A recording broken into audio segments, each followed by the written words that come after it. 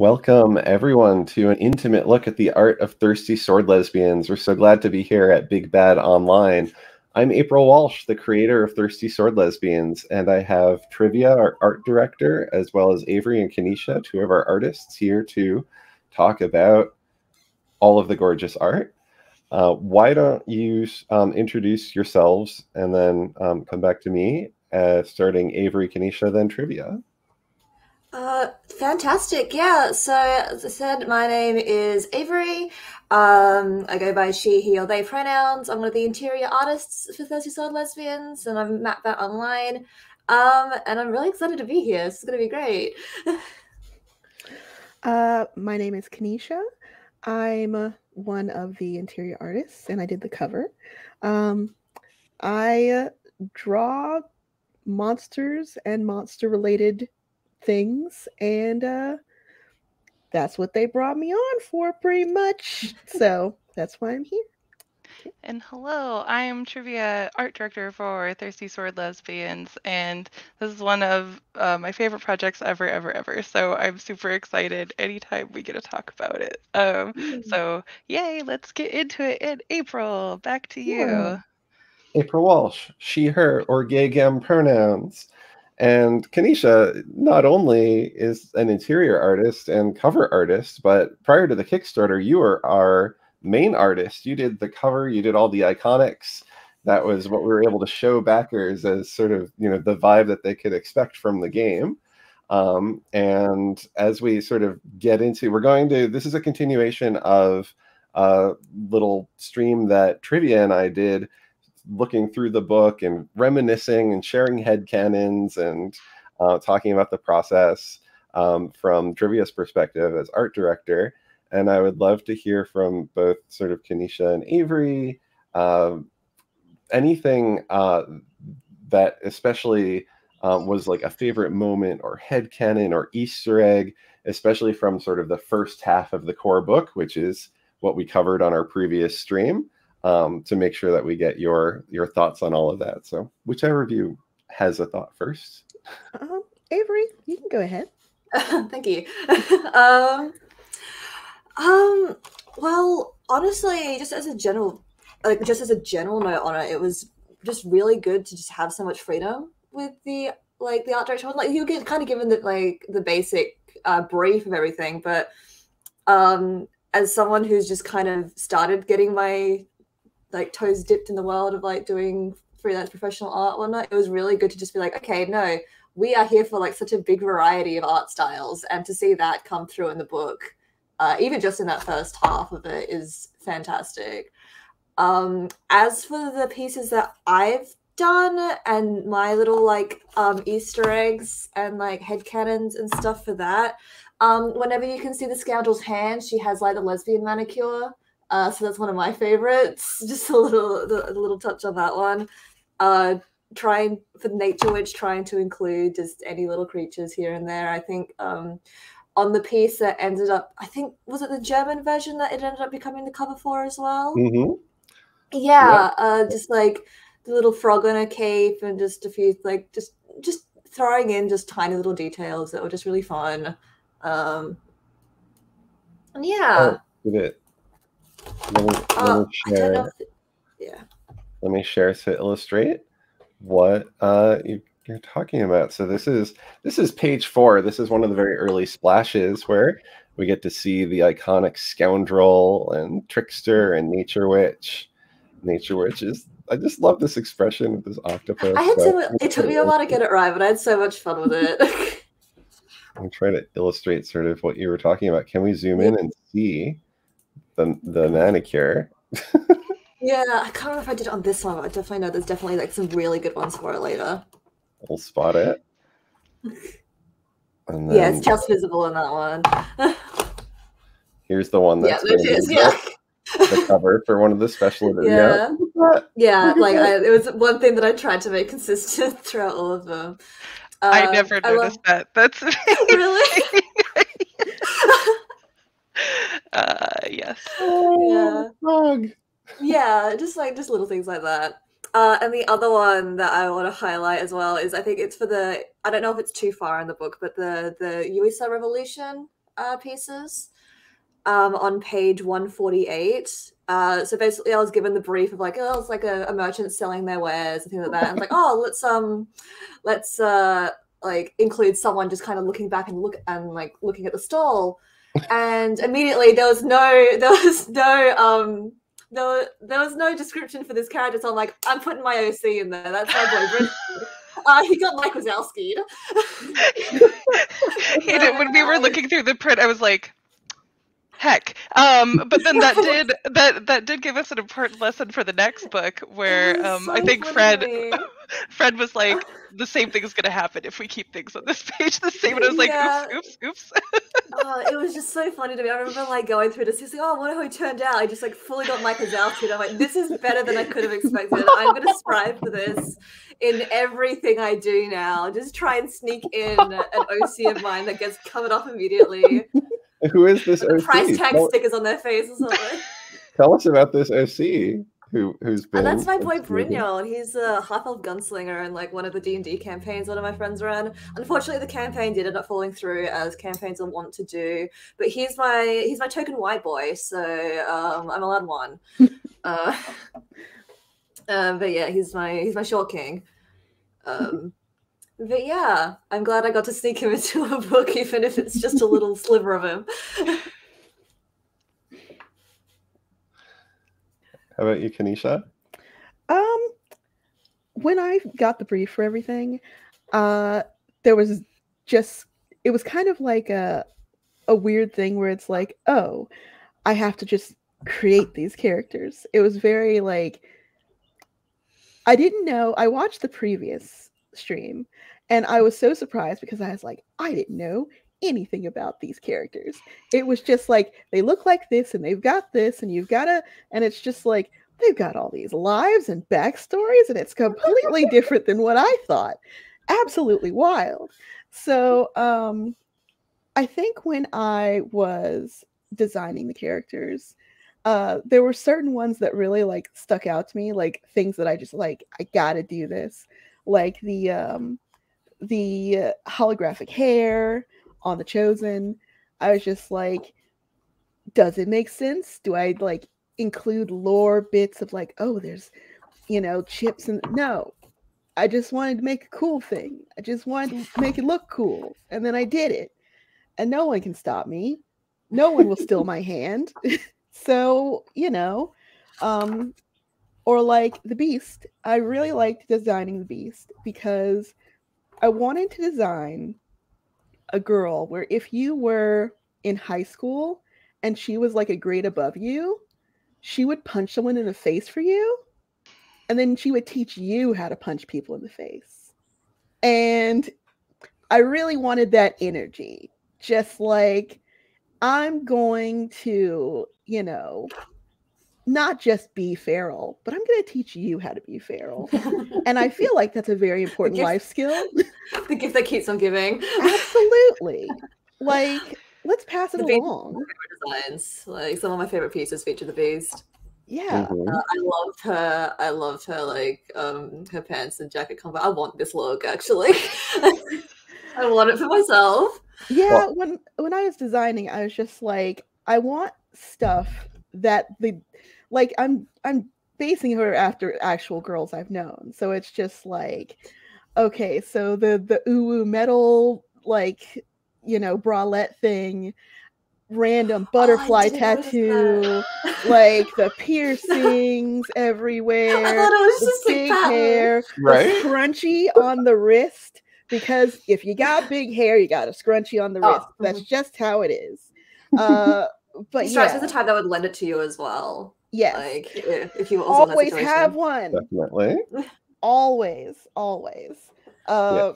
But yeah, so I don't know, like little details like that on the character. And also, I was really surprised when I heard the backstory for the Seeker, because when I drew them, I was very much like kindergarten teacher who recently got out of a cult situation. And one of the things is the reason why the hair is like it is is because have you ever met someone who had like super long, super heavy hair and they think it's straight and then they cut it and it suddenly floofs? And so I thought about like a big dramatic moment where it's just like, I'm done with this life. I'm going to cut my hair. And you have this expectation that it's going to fall anime style and be like, this is the new me. But instead it just like flomp and it's I love out that to so the much. side. And it's, of course it's kind of choppy because cut it with a sword. And it's just like, on one hand, it's like, oh, it's like a symbol because you thought that you were all straight laced and everything, but now you've bloomed out. You've got all this volume inside you that you didn't know. But on the other hand, it kind of looks like crap. And you need to like, fix it up a little bit, but you'll get there. It's fine. I love that so much. I love that. Yeah, and like for the Infamous, when I was designing the armor, I really wanted it to not just be like coral and shells and things like that, but I wanted it to specifically look like dead coral.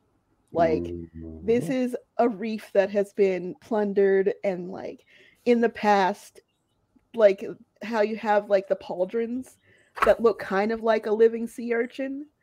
And in the past, more of the traditional armor probably looked like that, where it was like living pieces and like opulent, like pearlescent things. And over time, it's just like what they were able to make with what they had was just like all dead, all like, seeped of life and color and things like that. She left her family behind. She left the ocean to go and become redeemed as an Infamous. And it's literally like, it's just like bleached out type of situation. I love that. I've never heard this. This is amazing. That's so cool. Because I was thinking like the sea urchins and stuff on the shoulders and whatnot. And that kind of matches like the bleached coral as well. Yeah, it's like the one thing that's like alive is this spiky armor that you can't really like, get close to. And that's the only thing that's still like vibrant in a way. And everything else, like all the smooth shells and things like that, are just completely bleached out. So that's where I was going with that. Touch. This is also reminding me about how for each of the iconics, we illustrated them with sort of a moment, right? So like this is Tenta ripping off the badge of the Void Empire. She's still got the Blood Sea emblem, still is connected to that aspect of her life, but the Void Empire is something that she's going to reject. And we've got a similar moment with the Seeker, right? Who is just, now I know that she has just cut her hair and it's floofed out. That's amazing. But I thought, for me, that was like an important part of trying to capture something important about who these characters are emotionally in the artwork that then really came through in your art. Yeah, I was just kind of winging it. It was like, I need them to look like this and be like this. And it's like, I don't know anything about them inside. So I guess it's secret lore time. And so that's what I kind of did with everyone. Yeah. And it's like, every time there was a revision, I'm like, gotta change the secret lore. Don't tell anybody. It's a secret. For some of those background things that April and I talked about, I feel like those were things that we kind of like put together based on what we were getting from your art too, right? Like it's not like there was, several pages of like, and then the Seeker went to college or, anything like that. So like we were looking at the art and we were looking at like the type of themes that we needed to have represented and like kind of building these storylines of like where are they going to end up and like how does that go. So it's super cool that like you're talking about her being like a kindergarten teacher or whatnot, right? And like but then she ended like for the way that we interpreted her was like this just very like straight-laced like secretary type, right? But like it still kind of converges on the same places where they're like, no wait, I'm done with this, right? Like I'm getting out of this and doing something different. But go ahead. I saw her as like getting some power from adhering to the social order of that corporation, which in the last stream turns out that's her dad in that picture. So there's like a familial situation too, that we learned that from someone's headcanon and ratified it. Yeah, I shouldn't have you said paralegal or something instead of secretary. That's, I think, I don't know legal strata as well as the issue. Well, two things. One, Kanisha, I think this was before Trivia's time, but I think Evil Hat protected you from my like pages of backstory, right? Some of the characters. But also, like, that's part of the fun of putting just like a hint of a NPC or character into the RPG, who then gets elaborated by like everyone who sees them or everyone who uses them in a game. There's at most a paragraph about like each of these people or some play examples, but then they show up in people's games, and I really want to hear like, what directions they go. We have a couple of questions. I don't know if this is for everyone. The first one seems like it to me personally. Yeah. Sonic, would you smooch first, Trivia? From the core set, I think I would want to answer the beast, but I would be too intimidated, so I wouldn't. I wouldn't be able to figure out if I was being flirted with. So I'd have to go with Spooky Witch, because I feel like I could probably say something awkward enough that we would both figure out that I was flirting. Do you like snails? Of course. They're my favorite gastropod.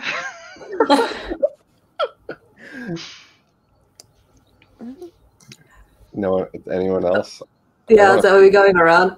I mean, I was also in the same boat with the beast. I think I feel like the Seeker kind of needs it. Like, I think she needs just like a little like, oh honey.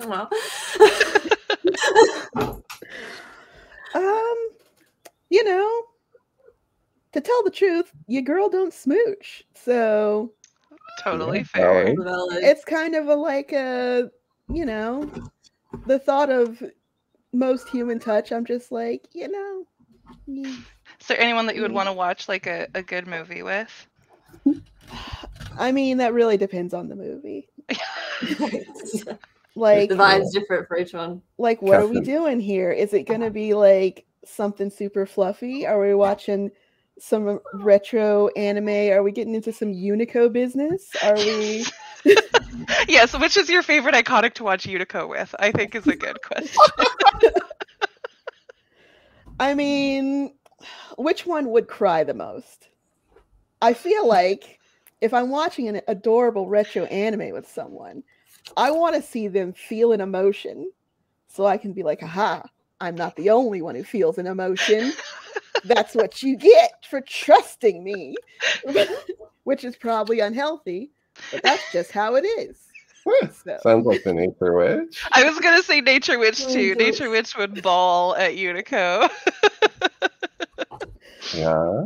I think I gotta go with the trickster, Michaela, the mimic. I just am a fan of the monsters. She's very good. Fair. I had a lot of fun with her. I love the design.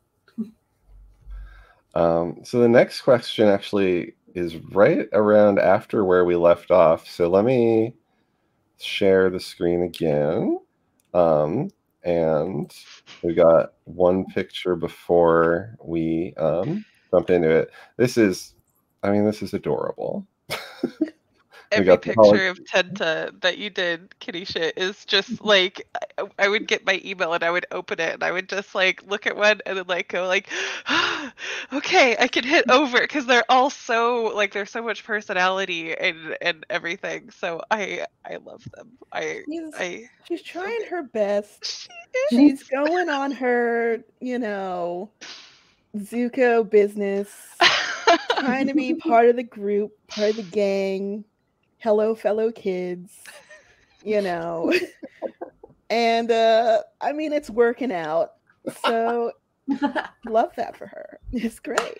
We all remember the first time we saw a fish in a bikini, and what a life-changing moment it is. You know what? I had so much fun drawing that freaking bikini fish. I was just like, yeah, let's just do it, okay? Big titty fish. That's what the people want. That's what you hired me for. And the chosen in the back, like looking over the compact, being like, titty fish. All right. Like it's just it's such a Say moment. less. Someone had a question about Mordrella Fang, who is TSL's, I mean, the original giant vampire babe. This was well before Resident Evil did it. There was Countess Fang here. And yeah, I mean, Mordrella, I've used her in some games, so she's definitely shown up and had antics with people. She has a in one of those games. She had a hot tub of blood, and which is a great place to host guests because like she's that fancy. But yeah, she's just like a terrible imperial colonizer vampire who is like big, busty, and hot. I don't. What more do you need? I mean, again, I support Lewin's wrongs. it's what you hired me for. I don't. You did it. You did it. So yes, this is another one, like opening my email and just being like, like it's so like you like I would like a very strong, big, like trans vampire, and then you look at the picture and you go, yes, exactly. That is a big, strong trans vampire, but like so much better than I started thinking about it in my head, and I love her. Pronouns, milady. I mean, I like to draw a fancy dress. I like to draw a horrid cursed sword, which imitates, terrible fangs. And, I just love to draw just the worst lady. And then you told me to, and I did it. And I feel like that's fair. Yeah, I think I had some like Soul Calibur thoughts around like the jagged bone sword. It's just horrible, right? It's not like an elegant weapon. It's just this like jagged, nasty bone that she stole from a planet that the Empire was colonizing. And it's like, it's ugly and monstrous. And so she's all like fancy dressed up. She's got her shiny dress. She's got her makeup. And then she's just got this like nasty bloody sword. Just girly things. Yeah. You mean you don't have a nasty bloody sword? I can't remember if the other image with her is before or after. Yeah. It's before. I was like, I think we talked about it. But yeah. Well, we might the have Choke just Me Mommy picture is really good. I like it. It's actually in, I think it's the Figure Someone Out, because they're fighting, but the Nature Witch, yeah, it is. It's Figure Out a Person. There it is. We're learning so much about each other in this moment. I really liked hearing you guys talk about it, because it felt to me like I was walking through the park with my parents and we saw two dogs going at it, and they were trying to tell me that they were just friends. They were just hugging. And I was just like, I don't know. I don't know. They're having a conversation. So good. There's a question about are there canon relationships between the signature NPCs? I believe absolutely. But those come and go as relationships do. If anyone wants to do anything else in their game. So the signature NPC, so there are the iconics, then there are the sort of like NPCs in the settings. The iconics, we put them in some different genres to sort of show that Thirsty Sword Lesbians isn't just like pirates or whatever, right? Like we've got a fantasy setting, we've got a modern fantasy setting, we've got a science fiction fantasy setting, and so those clusters of iconics interact both in the examples of play. So you've got the iconic Devoted and the iconic Chosen on the cover, and so this is Temok and Revon from the play examples, and they're in the science fiction setting, the Star-Crossed Galaxy, and they've definitely got something going on, along with the Spooky Witch. If you have read those examples of play, then you know that a Spooky Witch teleport gone wrong winds up with her and the Devoted tumbling into the bed of the Blood Princess in her quarters while they're sneaking in for antics.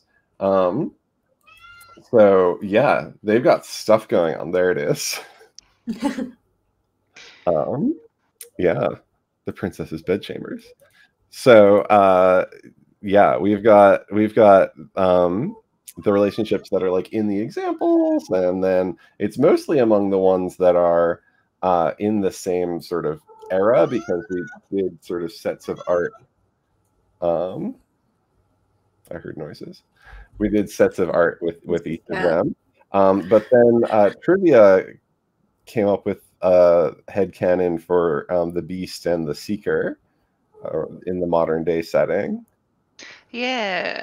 So for the Beast and the Seeker, I wanted to make sure that we had some ace representation, as a gray ace myself.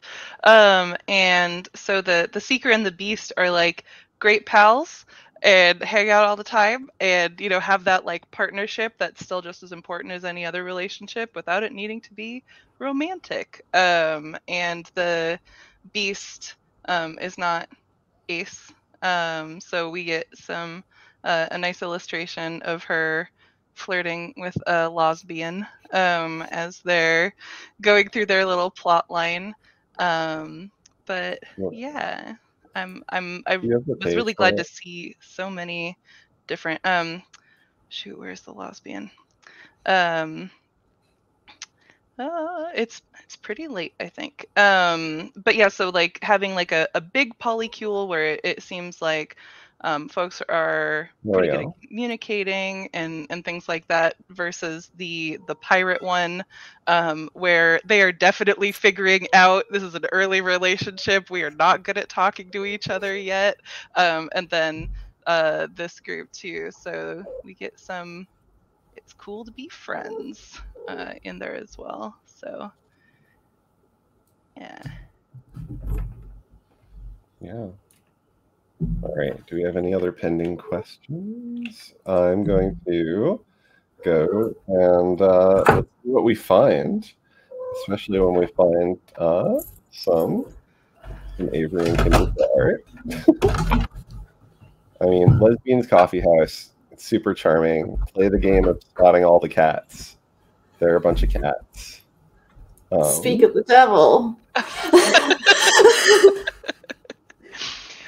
Did you knock my camera over? Thank you. Thank you, behind the scenes producer, for taking us out of screen share mode into cat view mode. Yes. Thank you very much. Get out of here, Licorice. You're doing stuff. What is Kitty's name? It's Licorice. Licorice all sorts. Oh. Beautiful. She's a grown one. What? Oh, she's eating something.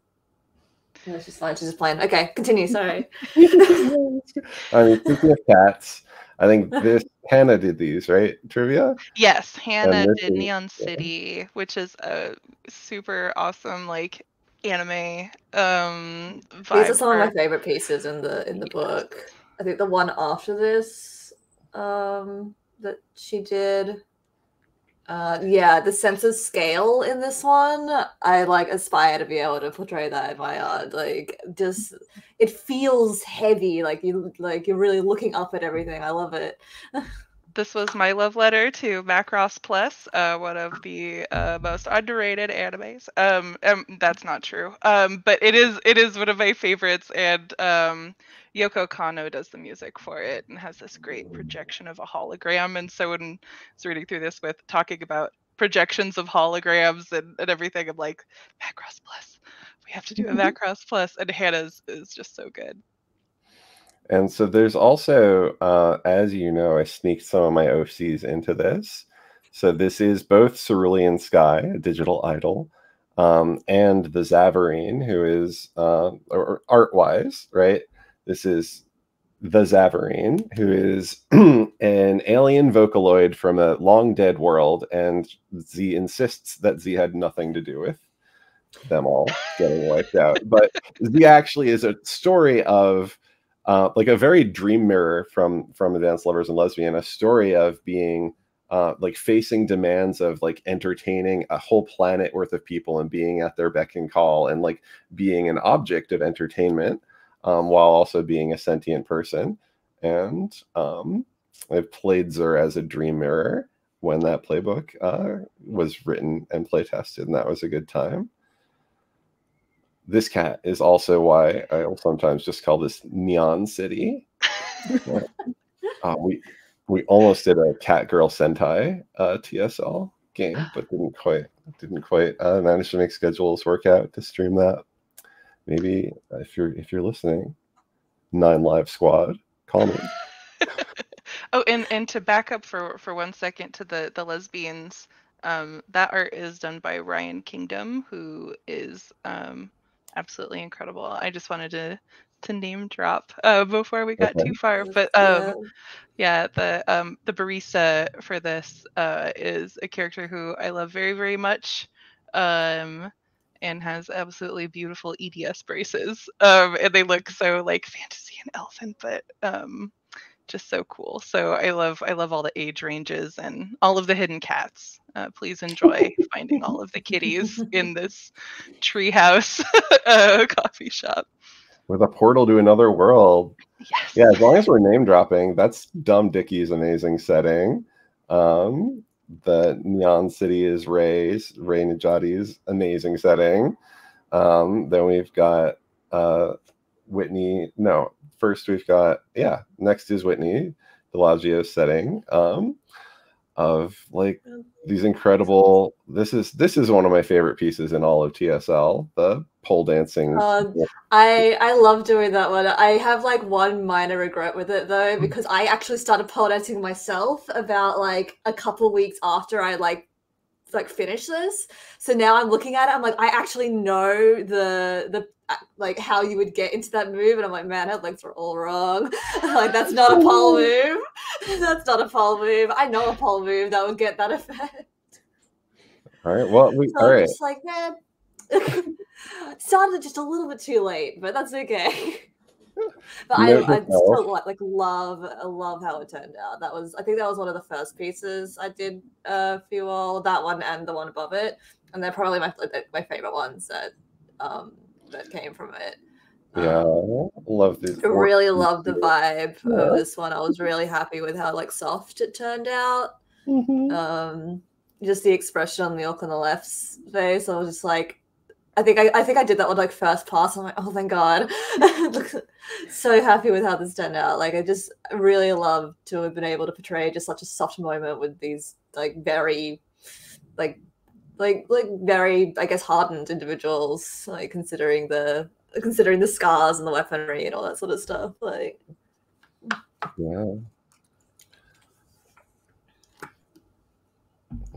just I love a tender poly moment. Yeah. Oh, and Les Violettes Dangereuses. This is Janaea Kemper's setting of like coal punk. Where's the steampunk? Right, that was it. Steampunk, jazz age, living underground, planning revolution, surviving, and making poetry. That's also magic. And this is Marty's artwork as well. And my favorite from it is I think it's the next one. Yes, the brawl with the singer pulling her sword out with her words it turned out so nice. It's beautiful. I think like, it kind of shows how much of like a centerpiece the singer is, because I fully didn't notice that a brawl was happening. I'm so enraptured in her. Yeah, there's somebody with like a stool. There's someone that's, and I'm just like, how did Sometimes I it not just be clock like that? There's that. someone like unconscious on the stage. How did I not clock that? I'm just so focused on her. Yeah, it's a very TSL moment.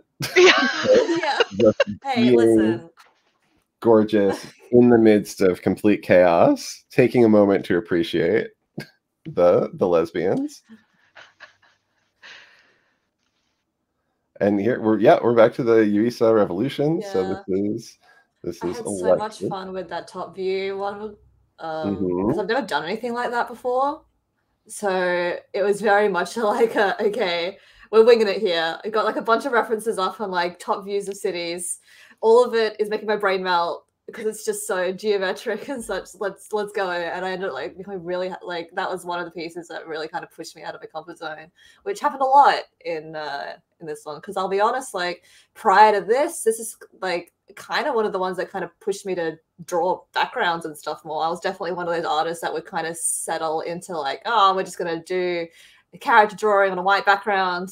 But this really pushed me to push those limits, because that's what I was like asked. And now I find myself like I really enjoy drawing like bigger scenes, and I'm practicing it more even in my own like personal pieces.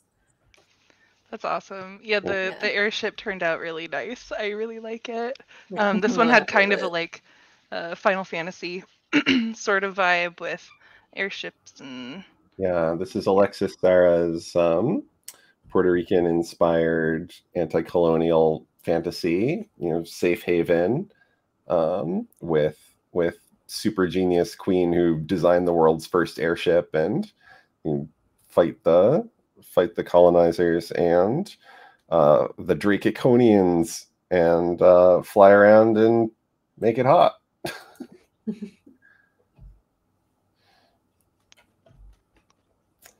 Is there one more illustration in that one? Yeah. Yes. There we go. Yeah. Who are the core characters? We get that like moment of like, I'll protect you, and meanwhile the other character's like, I'm gonna Yeah, I don't need that actually. Right? Like, I'm gonna mess these people up. Thanks, but no thanks. I remember getting my housemate to pose in that position, like, okay, just hold that. hold this roll of like wrapping paper for me. All right, fantastic. Okay, I'm back to my room. I'm busy. Much appreciated. I love the snake on the hilt too. I had a little bit of inspiration for that one because I went to Philadelphia, and in the art museum there, they had like this golden jug that had like, it was like a snake coiled with a handle like that. And I'm like, oh, what if I still have a photo of that on my phone? What if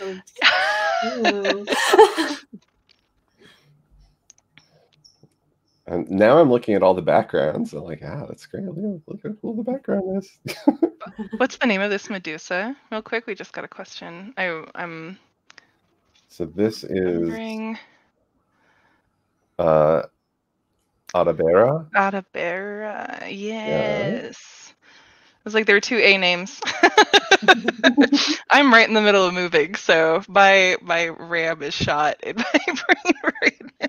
Dwarven witches such as Adabera can enchant their eyes to have many effects on the people they see.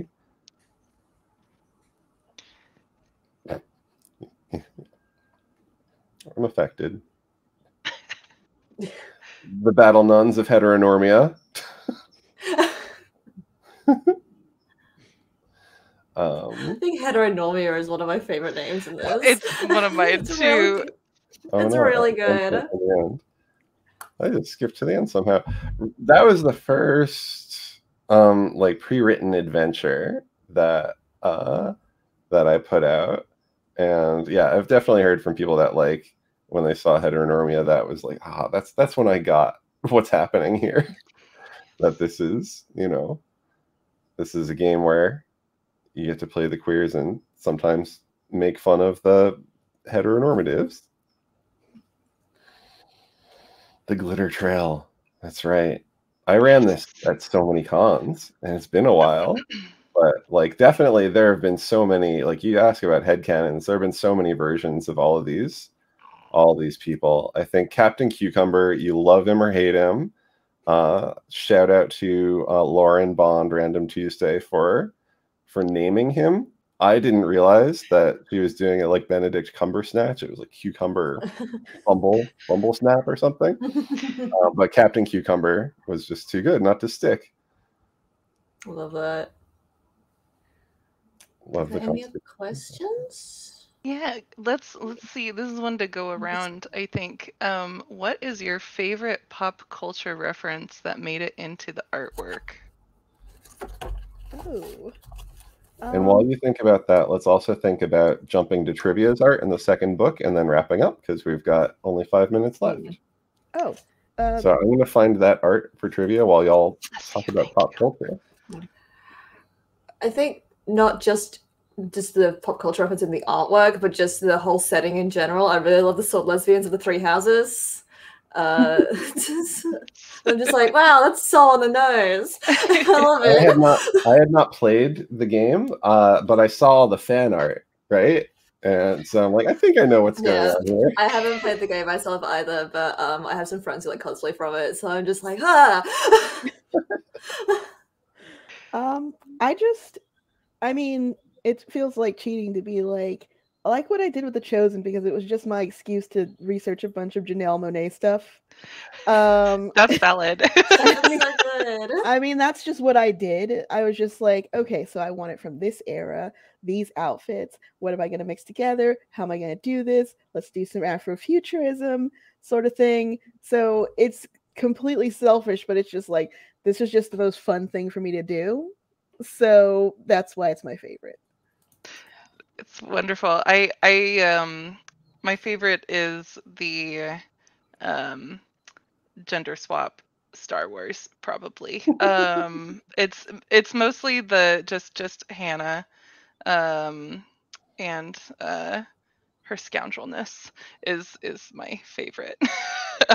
Just like it's very rare to get like a snarky like twink butch, right? And so I love every picture. And thank you for showing off my art. Before we wrap up, Trivia's art in Advanced Lovers and Lesbians. So this is the gay spaceship Zephyr Celeste flying over a planet that Z is about to make suitable for life by eating part of the sun so that it cools down a little. That's what's going on. Yeah. Love it. On that note, let's do outros. Let's do reverse order. Trivia, Kanisha, Avery, and then me. Tell people, remind them who you are. Tell them where they can find you. Where can people buy this art or other similar art that's amazing from you? Let's find out. Trivia. Hello. So if you'd like to follow me, I'm Dark Deer Trivia, all one word, on Twitter. And at my day job, I work at Renegade Game Studios on Vampire the Masquerade and all of our Hasbro RPGs on art acquisition. So, yeah, that is some of the stuff that I'm working on, as well as doing some more stuff for Evil Hat, like art direction for Apocalypse Keys, which is gonna be so cool. I can't wait. I hope you all love it. And Kanisha. Yep, I'm Kanisha C. Bryant. I have a Tumblr, Still Wild. It's the very worst thing. .tumblr.com. And that's where I put a bunch of my short stories, my art, things like that. I also have a Twitter that I barely use, but it's out there. You can look at it if you want, and it's got some art on it as well. It's Kanisha C. Bryant, though you can also search The Very Worst Thing. Got a Patreon, same deal. And I also have an itch.io, which I have currently one choose your own adventure game called There's a Bear Outside. It's about a bear. It's outside. It's totally normal. Don't worry about it. That's all I got. Alrighty, yeah, so I'm Avery. I go by Mattbat online, so it's MATTEBAT. I'm most active on Twitter, and in my pinned tweet, you can see that I both have commissions open, and I've got my portfolio link there as well. I've got so much free time on my hands. Please change that. I don't have an online store at the moment, but it is in the works. It's been in the works for a couple of years. But if there's any Australian viewers at the moment who are going to SmashCon in Sydney, I will be tabling there in the Arts Alley. So I will have some good tabletop art available, and I will be taking table commissions there as well. So yeah, that's me. And very quickly, because we're almost out of time, April Walsh at Gay Spaceship GMS on Twitter. I make games, gayspaceship.com, swordlesbians.com, sword.gay. And that's a wrap. Thank you, everybody, for joining. It was so great to chat and have different headcanons, and love all of the questions from the audience. That was a lot of fun, everybody. Thank you all so much. Thank Yay. you. Thank you.